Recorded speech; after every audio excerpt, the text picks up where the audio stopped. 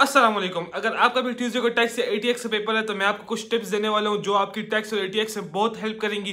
कुछ tips specific tax की हैं और कुछ टिप्स स्पेसिफिक एटीएक्स की हैं और कुछ टिप्स आपकी दोनों के में यूज हो सकती हैं। सबसे पहली टिप जो मैं आपको दूंगा वो ये है, वो टैक्स और एटीएक्स दोनों के लिए होगी।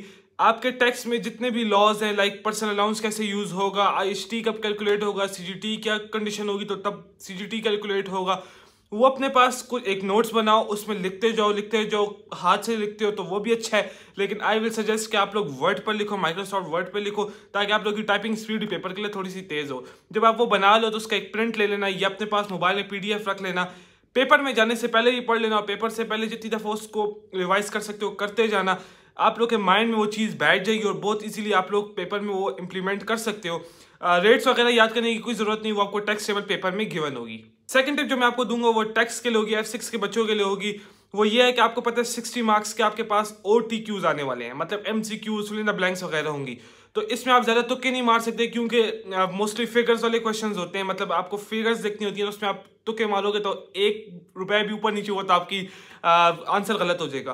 तो उसके लिए सबसे बेस्ट तरीका यह है कि आप एक दिन इन 3 दिनों में से डेडिकेट करो OTQs को, सुबह से बैठो रात तक।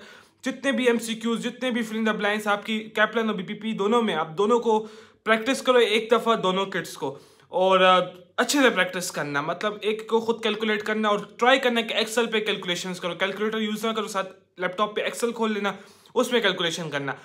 उसका फ़ायदा ये होगा कि आपकी जो टाइपिंग स्पीड है वो बहुत तेज़ होती जाएगी, आपकी कैलकुलेशन की स्पीड एक्सेल में जो आप सेक्शन सी के क्वेश्चंस करोगे उसकी स्पीड तेज हो जाएगी। थर्ड टिप जो मैं दूंगा वो ATX के बच्चों के लिए होगी। वो ये है कि आप लोग जो CGT, IST, सेल्स टैक्स, जितने भी टैक्स आप अपने सिलेबस में पढ़े हो ना, उनको इंडिविजुअली तो आप लोगों ने पढ़ लिया होगा।